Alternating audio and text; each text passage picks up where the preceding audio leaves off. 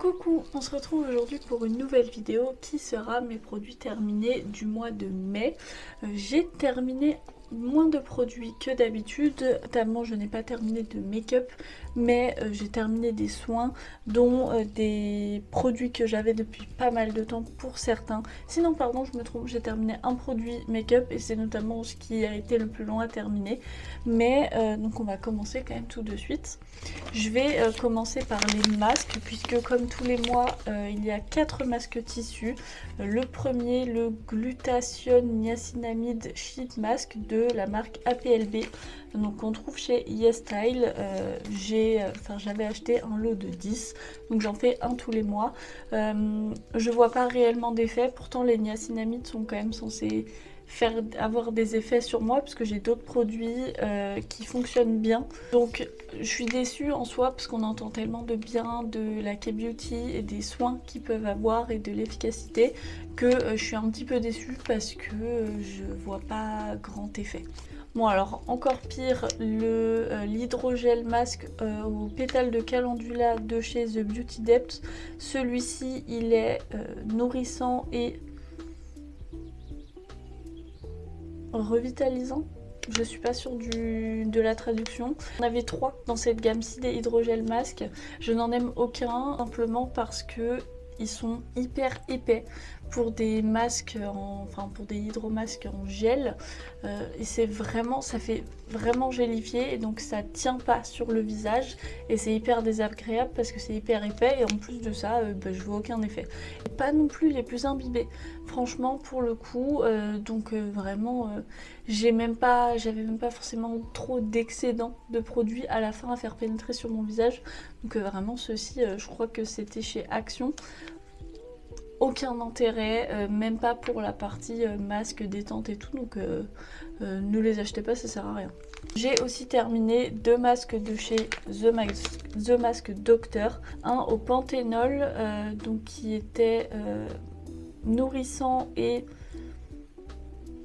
lissant, donc il aidait à protéger la barrière de la peau, et un au PHA et AHA qui était régénérant et lissant aussi, qui aidait du coup à réduire les pores et à avoir les traits du visage plus fins, en tout cas des lignes plus fines. J'ai pas vraiment vu de réelle efficacité sur ces masques-ci. Après honnêtement sur les masques tissus, c'est vraiment des effets en une fois. Je vois très peu d'efficacité, surtout sur un produit qui en 15-20 minutes est censé changer quelque chose. Par contre ils étaient bien imbibés, agréables à utiliser, un peu comme ceux de chez YesStyle justement, ils étaient plutôt fins, donc ils tenaient bien sur la peau, j'arrivais bien à le placer, donc ça c'était plutôt cool. Mais après voilà, c'est vraiment juste hydratant, ils ont pas que vous preniez l'un ou l'autre, moi j'ai vu aucune différence. J'ai ensuite terminé mon eau micellaire, c'était celle de chez Nivea à la rose, donc démaquillant biphasé micellaire à l'eau de rose bio. C'est pas ma préférée, mais parce que je suis pas hyper fan des eaux micellaires, je trouve ça un peu chiant, je vous avoue, ça a tendance à laisser un petit côté gras que j'ai pas forcément avec les eaux micellaires classiques quand elles sont pas biphasées justement. Mais après elle me démaquillait bien tout le visage, même les yeux, le mascara waterproof aussi, heureusement vu que c'était biphasé de toute façon. Ça ne piquait pas les yeux non plus, donc plutôt cool.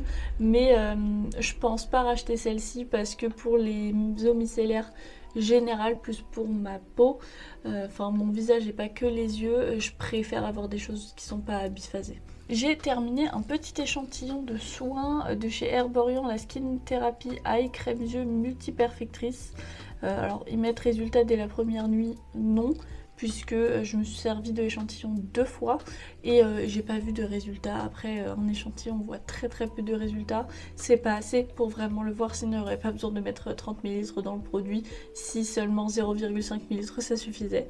En tout cas, j'ai été contente de l'avoir utilisé. Je m'étais inscrite sur Instagram via le compte de Herborian, je crois, pour recevoir justement l'échantillon gratuitement.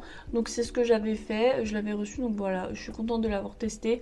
Après, c'est pas non plus un produit de toute façon qui est axé sur ma peau, c'est pas vraiment quelque chose qui va me servir, j'ai juste besoin d'hydratation sur mon contour des yeux, j'ai rien besoin de plus, donc même si elle avait fait d'autres effets, je les aurais pas forcément vus. Chez Sephora, j'ai terminé un lait corps hydratant à l'argan. Je l'ai bien aimé, je crois que je l'avais eu en cadeau dans une commande et franchement il est plutôt sympa, ça se termine assez vite. Les 50 ml en lait pour le corps, enfin les laits pour le corps de toute façon je trouve que ça se termine très vite puisque j'ai tendance à me crémer vraiment tout le corps et pas que les jambes si vraiment je me crème. Donc ça part assez vite. Après c'était plutôt cool, je me souviens que j'aimais bien l'odeur et que ça pénétrait plutôt rapidement. Ça laissait, enfin je pouvais me rhabiller ou me mettre en pyjama sans trop attendre après. Donc ça c'était cool, la texture était plutôt agréable, simplement je trouve que c'est le genre de produit qui se termine trop vite. J'ai également terminé un sérum de chez BS.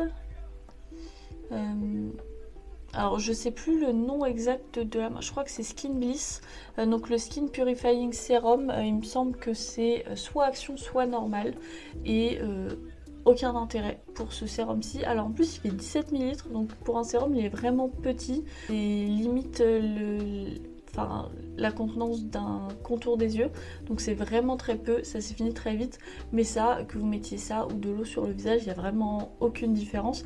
Après c'était quelque chose de, enfin il était censé être purifiant, j'aurais mis hydratant et encore rien d'incroyable. Honnêtement si je mettais rien derrière et si je mettais pas ma crème, je sentais un petit tiraillement par la suite alors que j'ai pas la peau particulièrement déshydratée, donc ça franchement ok c'est pas cher mais aucun intérêt. Ce produit-ci, il faut que je vous en parle, je vous en ai déjà parlé sur Instagram, il faut que je fasse un réel aussi avec. Le mois dernier j'avais fini les deux autres pumps donc de la marque Nu Skin pour laquelle je travaille, enfin c'est mon activité en dehors de YouTube.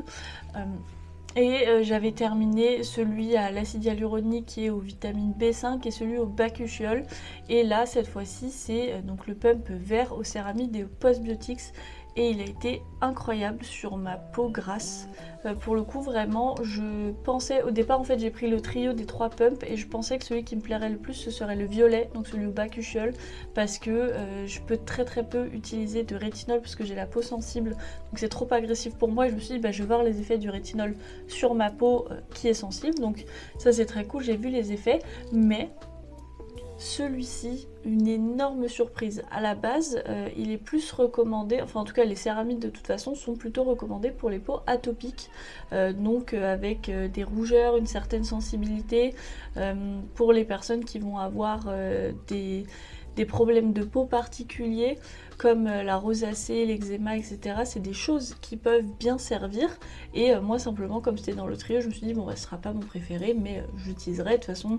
Même si j'ai la peau sensible je fais assez peu de réactions allergiques donc je prends pas trop de risques. Et ça là en je pense 2 semaines et quelques, j'ai commencé à avoir des vrais effets sur le long terme sur ma peau grasse. Là pour vous donner un exemple, donc j'ai la peau grasse, normalement là à cette heure-ci je luis du visage.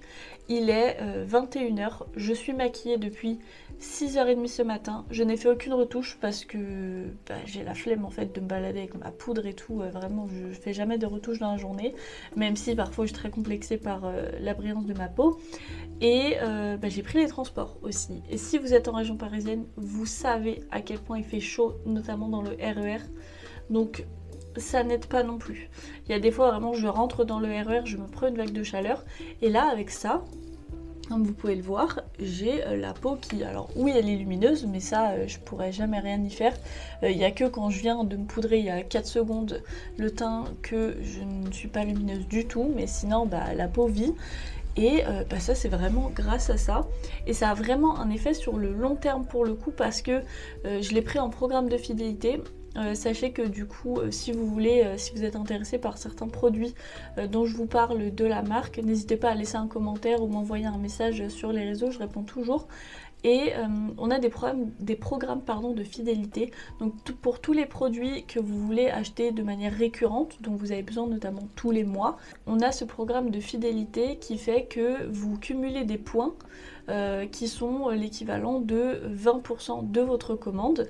Et comme ça, au fur et à mesure, chaque produit a un nombre de points attribués et donc vous pouvez par la suite, avec vos points accumulés, vous achetez des produits. En tout cas, vous rajoutez des produits à votre commande gratuitement en utilisant vos points.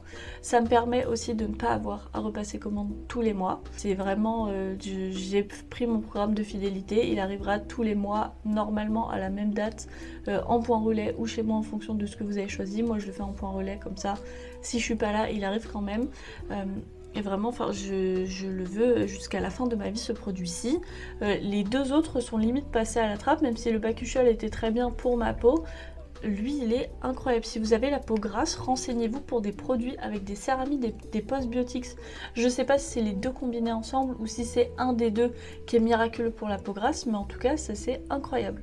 Ce produit-ci, je vous l'ai déjà montré dans la vidéo du Project Pan, puisqu'il était dedans. Donc c'est le baume à lèvres de chez Chi à la banane. Voici ce qu'il en reste, donc c'est-à-dire plus rien à part ce qu'il y a dans le plastique.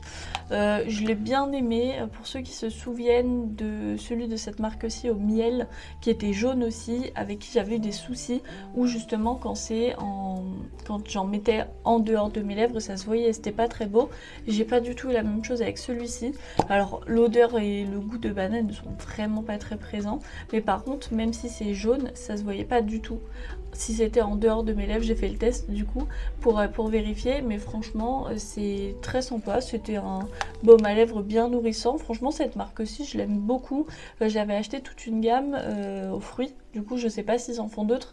J'étais tombée dessus un peu par hasard sur Vinted et franchement je suis très contente. Il m'en reste deux je crois, mais qui sont pas dans le Project Pan, donc ils vont pas être utilisés tout de suite, mais de toute façon ils sont pas très vieux, donc c'est pas un souci. J'ai également terminé ma crème de jour de chez Nivea, donc c'est la Naturally Good à l'aloe vera bio, le soin de jour éclat, qui est donc complètement terminée. J'en ai plusieurs et j'en avais plusieurs de cette crème-ci, il m'en reste 2 ou 3. Peut-être 2, j'espère, parce qu'honnêtement je commence à en avoir un petit peu marre, j'en avais vraiment beaucoup, donc je les utilise au fur et à mesure. Après c'est une bonne crème, franchement, c'est globalement la version fluide de la Nivea crème bleue assez épaisse, donc mieux pour les peaux grasses, parce que sinon l'autre elle est vraiment trop épaisse pour moi et trop nourrissante, mais je suis plutôt contente de ce produit-ci, c'est juste que voilà, j'en ai trop, donc forcément ça finit par écœurer un petit peu, mais la texture est très fluide, donc c'est agréable à porter, à appliquer, ça s'étale très rapidement, ça entre dans la peau très rapidement, notamment le matin quand vous n'avez pas trop le temps. C'est, je trouve, un bon compromis comparé à d'autres crèmes qui ont peut-être plus d'effets mais qu'il faut travailler plus longtemps. Celle-ci, le seul effet qu'elle a, c'est qu'elle est hydratante, c'est tout. Le fait qu'il y ait de l'aloe vera, ça aide aussi à apaiser tout ce qui est rougeur, etc. Mais elle est principalement hydratante. Après moi je ne demandais pas plus, donc tant mieux. Vous verrez aussi quand j'aurai utilisé les autres, mais pour l'instant je suis passée à d'autres crèmes parce que j'avais besoin de faire une pause de celle-ci. Le dernier produit que j'ai terminé, c'est ma poudre libre de chez KVD, la Low Kit. Je l'avais prise en teinte translucente, donc la transparente. Voilà, donc complètement terminée et je l'ai beaucoup aimée. Pour l'instant, la seule poudre translucide qui fonctionnait bien sur ma peau, c'est la Huda Beauty, sur ma peau grasse, c'est la Huda Beauty. Elle est connue et réputée pour ça de toute façon. Celle-ci est quand même très équivalente. Alors, je pense qu'on en entend moins parler, déjà parce que on entend beaucoup moins parler de KVD, mais globalement, souvent quand les gens vont parler d'autres poudres qui vont bien fonctionner, ils vont essayer de trouver des dupes moins chères. Elle n'est pas forcément moins chère. Je me souviens plus du prix exact, mais globalement, Huda Beauty et KVD, on est sur les mêmes gammes de prix. Donc je pense que c'est pour ça qu'on en entend moins parler sur des équivalents, parce que c'est pas des dupes. Mais par contre, pour ma peau grasse, franchement, elle était très bien. Je ne suis pas sûre qu'elle ait pas d'effet blanchissant sur les peaux foncées, voire mates. Par contre, moi sur ma peau blanche, ça allait très bien. C'était pas trop blanc, justement, comparé à par exemple la By Terry que je suis en train d'utiliser. Donc j'ai remplacé la KVD par la By Terry. Celle-ci, c'est très compliqué parce qu'elle est justement blanchissante. Et pourtant, je suis très pâle de peau et ça se voit que je laisse sur le visage. Elle est fine mais ça me fait un rendu blanc. Donc je n'ai pas du tout ça avec celle-ci.